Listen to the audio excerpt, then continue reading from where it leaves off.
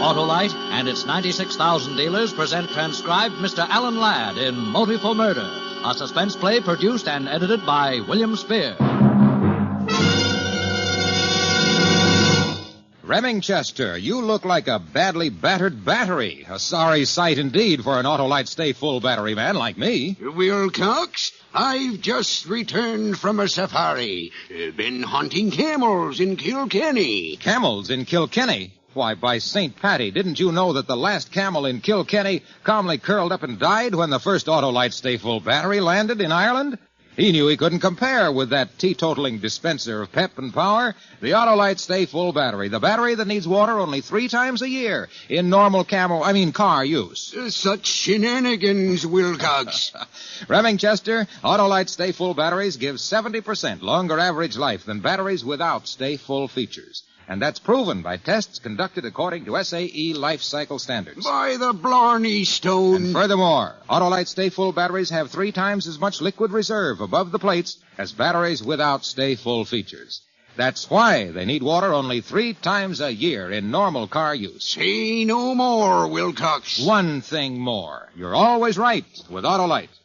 And now, with Motive for Murder and the performance of Alan Ladd, Autolite hopes once again to keep you in suspense. Irish, you'd ask me? How is a guy a cop? You make with magnifying glass and bloodhounds? You make with facts, I'd tell her. You start with something you know for sure. Yeah, you make with facts. But when you're a cop and you've got all the facts, what do you do when they're going to arrest your own wife for murder? Even the reporters were nice. They didn't try to steal a picture of Mary, though there were plenty of them around. But I knew what they were thinking about. The little guy with the mustache sitting in my chair wearing a knife between his ribs. And about Mary, my wife, lying over on the Davenport with a bourbon breath could use for a cutting torch. Jock Dewson was handling it. My pal for 8 years. He was doing what he could for a brother officer and a friend. But I knew what would have to go into his report. You see, I've made out too many of them myself. All right. Boys, wait out in the hall till the basket gets here. Go on. Yeah, but, Lieutenant, I ain't finished dusting the place Go yet. on. Now. Get out in the hall, please. Yeah, all right, sure. Smoke, Dave? No, thanks, Jock. Well, she doesn't feel good. I'm going to ask you, Dave. You know who he is? No, I never saw him before in my life. His name's Hamilton. Victor Hamilton. How'd you find that out? Well, you sat there and watched me frisk him. Huh?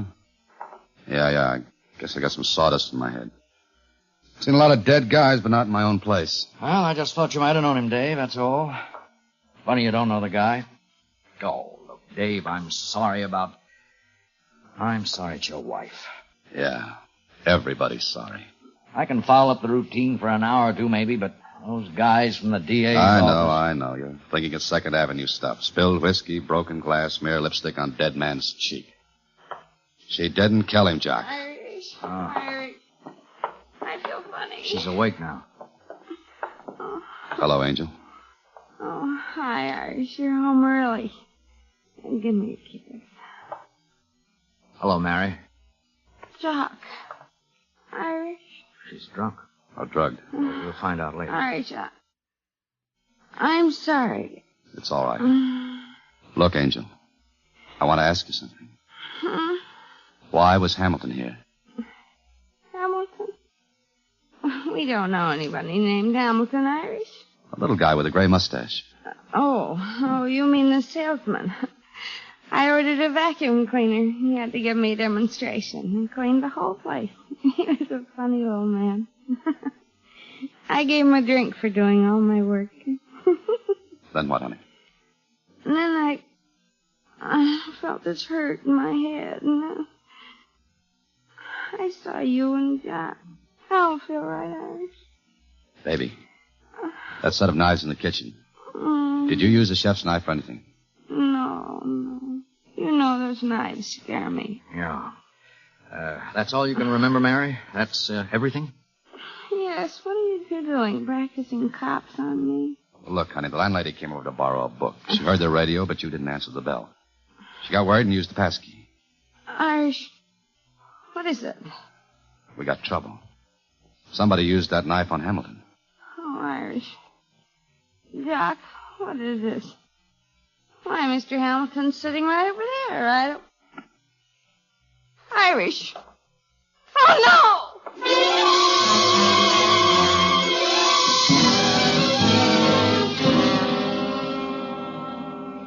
Well, Dave, medic says that bruise on Mary's head is something she could have done on a chair arm or a door. Skin isn't broken. The swelling doesn't amount to much.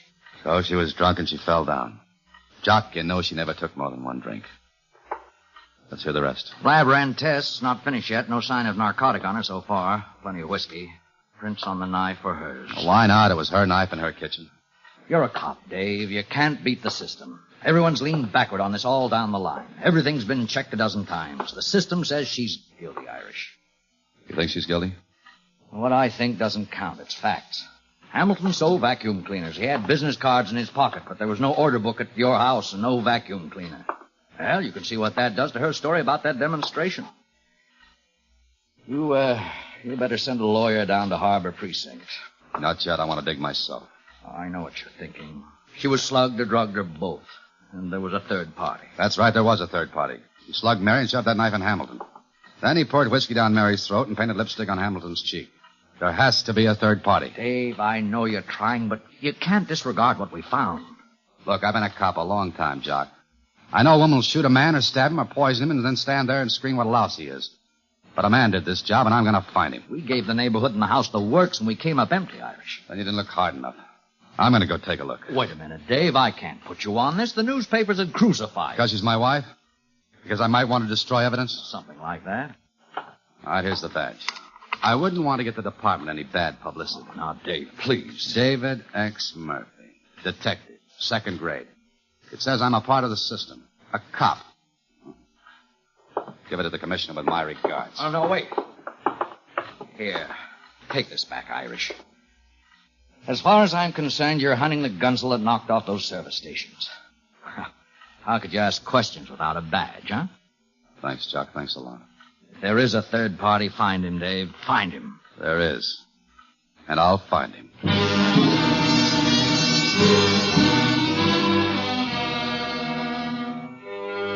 You make with facts, I told you. You start with something you know for sure. I knew Mary hadn't killed Hamilton. For sure. Fact. Strangers seldom kill each other. 99 times out of 100, the killer knows the victim. Fact. Hamilton had been stabbed at my house where he came to demonstrate a vacuum cleaner. The vacuum cleaner wasn't in my house. Hamilton had been killed for that vacuum cleaner. Fact. A vacuum cleaner? Is that a motive for a murder?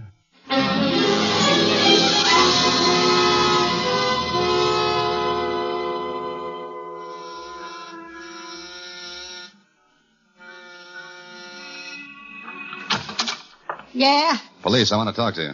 Ah, the police have been here. Well, they're here again. Victor Hamilton had an apartment here, and you're his landlady. I want to know about him. You do, huh? What do you want to know? The works, good and bad. Did he drink, gamble? Did he stay in nights or go out? Did he pay his rent?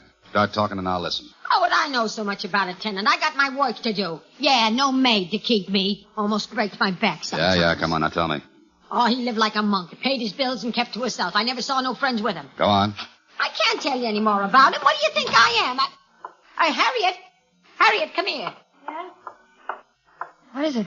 This is a policeman. He's asked me about Hamilton. I thought you could help him maybe, huh? Oh, Bob Victor. You know him, miss? Yes, I knew him. I'm Harriet Blodgett. I live in this building, too. Do I get to go back to my housework? Yeah, thanks. Go on. Well, miss? I wish I could tell you something, but I can't. I just felt sorry for Victor. Mr. Hamilton. He was small and he had no car. He used to carry those cleaners all over the North End. Now and then I'd fix him something to eat and take it up to him. That all? Nothing like you, man. I guess he wasn't interested. No compliment to me. What do you do for a living? Hostess, Elgin Restaurant off Columbus Circle. Ever meet any of his friends? He was a lonely little man. No friends, no enemies. You're wrong. He had one enemy.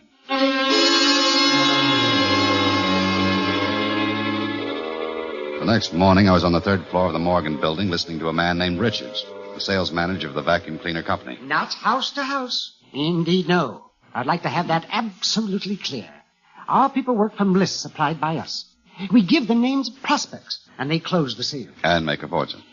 Well, not exactly. Take Hamilton. A bad bat. Got pretty tired. Didn't have the old bounce, the old steam. A lot of sales got away. Bad back? War wound, maybe. I don't know. He didn't talk much. He got his demonstrator here every morning, huh? We assign cleaners to each salesman. Whenever they make a sale, they bring a deposit in and get another new machine. Do they make reports? Absolutely. Every call. Give me what Hamilton turned in yesterday. Oh, yes. Here you are. Hamilton's last report.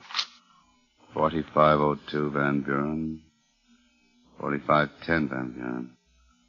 4515 Van Buren. No house to house, huh? Oh, are you kidding? No friends, only one enemy. On Van Buren Street.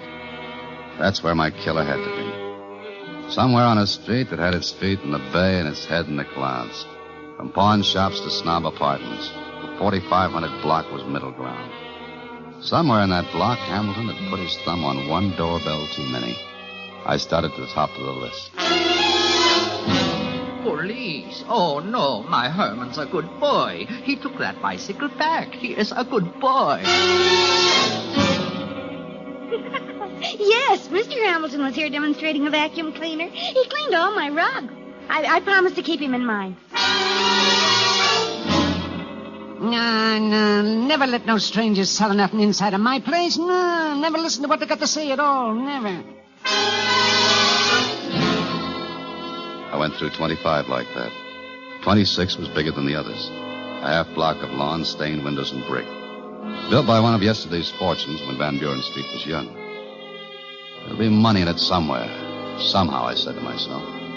This was money. He was tall, slender, and pretty. The mustache moved first. Please. My aunt's desperately ill. Police. But why? What do you want? We're checking. A little guy named of Hamilton came by here yesterday selling vacuum cleaners.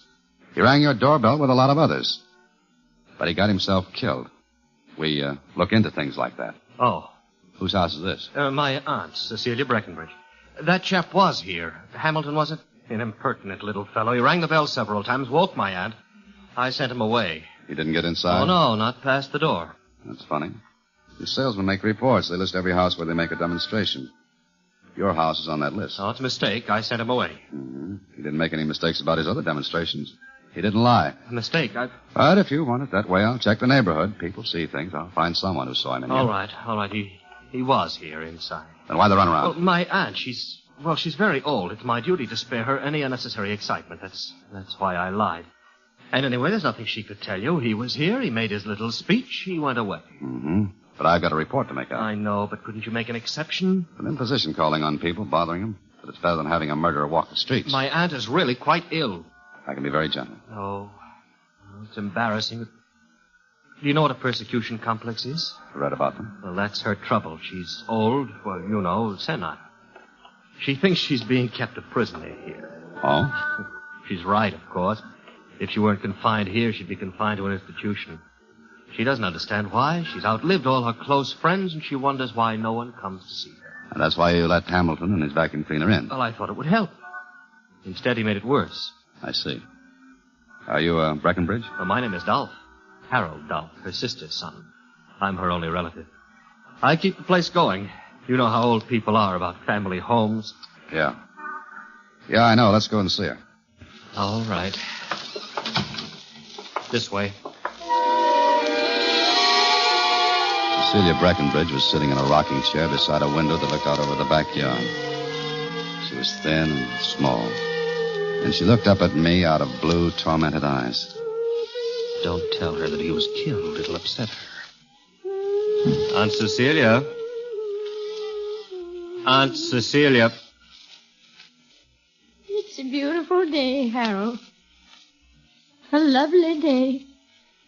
Aunt Cecilia, this man is here to ask a few questions about that vacuum cleaner salesman you saw the other day. Oh. Now be a good girl and answer him. It's a lovely day, Harold. Mrs. Breckenbridge, I'd like to know what time he came in to see you. Sometimes she'll talk, and sometimes she won't. Mrs. Breckenbridge, do you remember how long he stayed? The way her mind is, it's hard to tell what to expect. Do you remember what he did while he was here? Oh, it's a lovely day, Harold. A lovely day.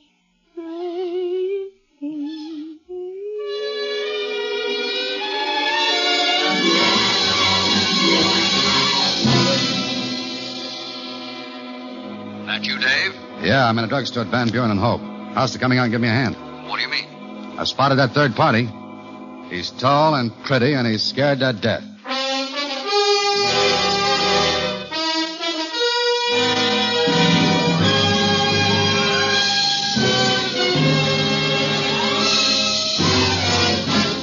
Autolite is bringing you Alan Ladd in Motive for Murder.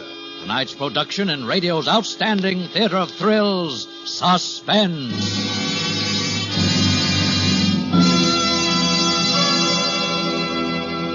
Say, Remingchester, were you in Limerick when you were hunting the Irish camel? Was I in Limerick? I invented the Limerick. Ah, but not this Limerick, old pal. Listen, a good name in Erin is Slattery. So's Autolite's Stay Full Battery. Its watery needs a teaspoon feeds. Only 3 times a year is no flattery. Alas, poor Limerick. I knew him well. Well, you know that the Autolite Stay Full Battery needs water only 3 times a year in normal car use. Why? Because it has 3 times as much liquid reserve above the plates as batteries without Stay Full features. Is it the leprechaun in New Wilcox? Why, every leprechaun in Ireland knows that the Autolite Stay Full Battery has a fiberglass retaining mat protecting every positive plate. That keeps the power-producing material in place, you see. In recent tests based on SAE life cycle standards, the Autolite Stay Full batteries gave 70% longer average life than batteries without Stay Full features. And remember, Autolite Stay Full batteries need water only 3 times a year in normal car use. Get an Autolite Stay Full battery and be right with Autolite. And now, Autolite brings back to our Hollywood soundstage our star, Alan Ladd, in Motive for Murder, a tale well calculated to keep you in suspense.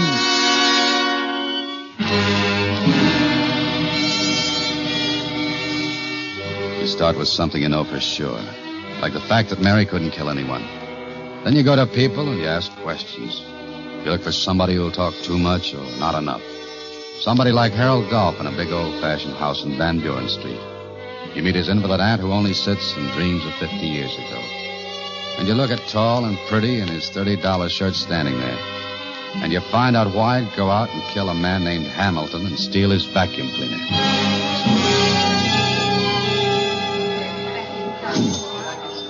All right, Dave, you've told me what you walked into. Now, tell me why you think Harold Dolph's the one. Tried to cover up before I could ask anything accounted. He lied once. Cut it, man. I've questioned people, too. All right, but there's something wrong in that house. Something wrong about him. He looked like he knew she wouldn't talk before I asked her questions. Explained she was ill, a little crazy. Suppose she isn't crazy, Jock. Suppose she's afraid of him. All right, Irish, suppose. Maybe he's keeping her prisoner there. Well, you said he admitted that much. She'd be in an institution otherwise. But really keeping a prisoner in there. Why, though? Why? Money, of course. Her money. He explained it. Her family had money, not his. You looked into that part? No, Jock, but I've seen his kind 100 times. In gabardines that cost $250 standing around living off what another man worked hard for. Oh, it's a reach, Irish, a long reach. He's our man, I know it. He can stick around that house and torture that old lady by keeping her scared he could kill Hamilton. Sure, but where does Hamilton fit? I don't know, Jock. That old lady could tell me if I could talk to her. You could be awful wrong, Irish. I've been wrong before. All I want is a chance to talk to her without Dolph breathing down my neck. Yeah. If I'm wrong, okay. If I'm right, I want Dolph where we can make the pinch. He'll come out of there sometime. When he does, you trail the guy. I'll talk to the old lady. All right, Irish. Hey, that him backing the roadster out of the carriage house? Hey, you're right. Check with the station anytime you get a chance. I'll do the same. Right, Irish. She couldn't answer the bell. I had to use my gun butt on the garden door. This time she wasn't humming. Just breathing slow, uneven. I lifted an eyelid and felt her pulse. Doped. Then I noticed her hands. Fine, long, delicately formed hands. But no rings. Yet marks that showed she'd worn rings most of her life. The pictures of her all over the place showed her wearing rings. Rings with big stones and old-fashioned settings. Money. I went from top to bottom then. Attic to basement, every room. No rings and no vacuum cleaner. Harbor Precinct. Eddie speaking. Doc Dewson checked in yet? Who's this? It's Dave. Oh, Irish. Yeah, Jock checked in. Well, give it to me. I followed your man downtown to the Morgan building on 5th. Morgan building? Yeah. Morgan building? No house-to-house canvassing, only from lists. Hey, Irish, you all right? Yeah, thanks, Eddie. I'll call you back. Right. Oh, Eddie. Yeah, Dave. Send a car to 4698 Van Buren. There's an old lady down there, doped. Name's Cecilia Breckenbridge. Take care of her. Nephew's name, Harold Dolph. Don't let him get close. Got it.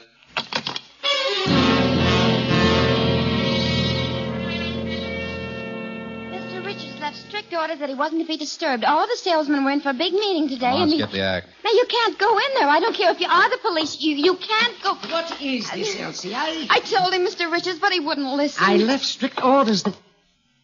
Oh, it's you. Mr. Richards. Beat it, sister. Now, see here. Such high-handed methods of entering a man's office. I'm a citizen of the city. And you're violating City Ordinance 116, Paragraph 5, Code 2. You haven't got a peddler's license, and your boys are doing house-to-house. I distinctly told you we work from clients. That's not what I'm here. Going with the tall and pretty in the brown gabardines who came to see you a little while ago. Huh? Within the last hour, an officer from my division followed him this far. A tall man, brown gabardines. But I... What do you want? Well, he just wanted to ask me about his vacuum cleaner. What about his vacuum cleaner?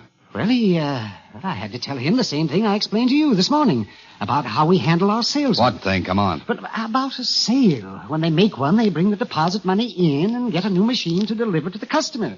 They can't sell a demonstrator. It's used and worn. Is that all?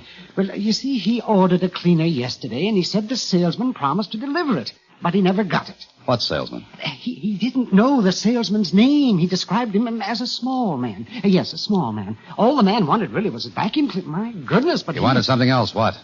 Well, he asked me for the address of that salesman. He said he wanted to talk to him about his vacuum cleaner that wasn't delivered. You gave the address to him? But I told you I don't know what salesman it is.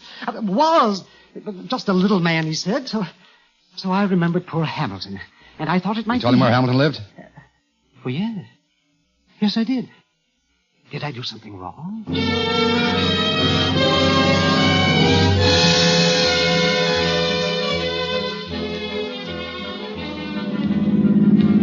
Driving across town towards Hamilton's apartment, I kept thinking of Mary and her question about how a cop works. No miracles, no magnifying glass, no bloodhounds hunting. Just facts. Facts to find a killer.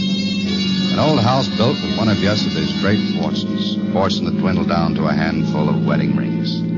Diamonds. $20,000 or $30,000 worth of motive. Facts. A tall and pretty who was money hungry and liked expensive clothes and cars. Facts. A vacuum cleaner salesman apartment without a vacuum cleaner. Hey. You held out on me.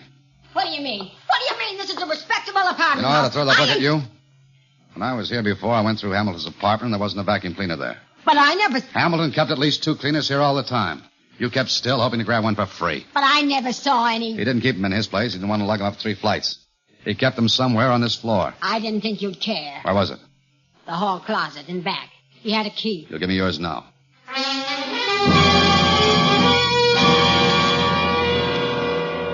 And that's where I found the old lady's wedding rings. The sack on that demonstrator Hamilton used in her house. Facts. I had all of them now. And a minute later, I heard feet on the stairs. I left the cleaner sitting there in the hall and stepped back into the shadows and waited. Waited for my killer. Oh. Hello, sweetheart. I've been expecting you. We got business. Business? About your aunt's diamond rings. What are you talking about? Murder? Murder? There's an old lady waiting to die, and you've been helping her with dope. Well, that's ridiculous. That's why you never let anybody in to see her. But you wanted some fun yesterday. Jokes. And you let a vacuum cleaner salesman named Hamilton come in and visit her. Now, see here, But really... as sick and as doped as she was, your aunt figured out a way so you'd never get those rings. She beat you, Dolph. All right, you've got... When you weren't looking, she took him off and threw him under the vacuum cleaner. Now, we can come to some understanding. She wouldn't talk to you. Remember the salesman? Trailed him all over town. And you found him at one place. Along the line, you stabbed him with a kitchen knife, sapped Mary, and did the covering up with the broken glass, lipstick, and liquor. Mary? My wife, brother, and it's my place. Oh, well, now, look. I can get you money. $10,000, $15,000. Thanks. That's what I've been waiting for. Please.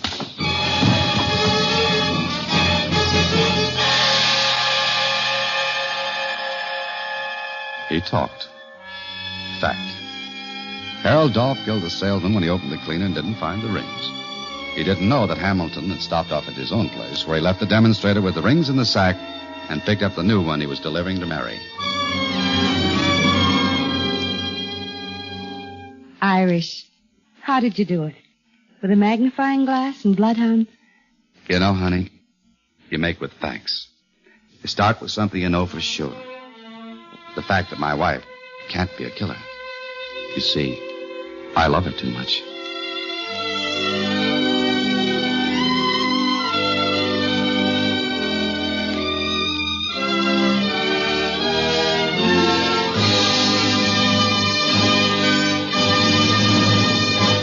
Suspense, presented by Autolite. Tonight's star, Alan Ladd. Say, Wilcox, I've decided never to hunt Irish camels again, Biggory. Let me give you a tip, Remingchester. You'll do better going for those Autolite Stay Full batteries and the more than 400 other products made by Autolite for cars, trucks, planes, and boats in 28 plants coast to coast. These include complete electrical systems used as original equipment on many makes of America's finest cars. Spark plugs, batteries, generators, coils, distributors, starting motors, bullseye sealed beam headlights. All engineered to fit together perfectly, work together perfectly because they're a perfect team. So, friends, don't accept electrical parts supposed to be as good. Ask for and insist on Autolite, original factory parts, at your neighborhood service station, car dealer, garage, or repair shop. Remember, you're always right with Autolite.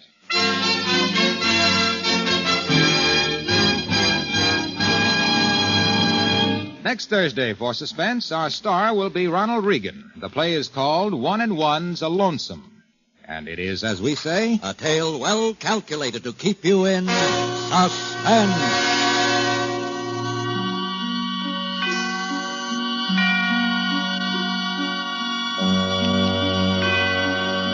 Tonight's Suspense play was produced and edited by William Spear and directed and transcribed by Norman MacDonald. Music for Suspense is composed by Lucien Morawek and conducted by Lud Gluskin. Motive for Murder was written by John and Ward Hawkins and adapted for radio by Jack Newman. Alan Ladd will soon be seen in the Paramount picture Captain Carey, USA. Don't forget, next Thursday, same time, Autolite will present Suspense, starring Ronald Reagan.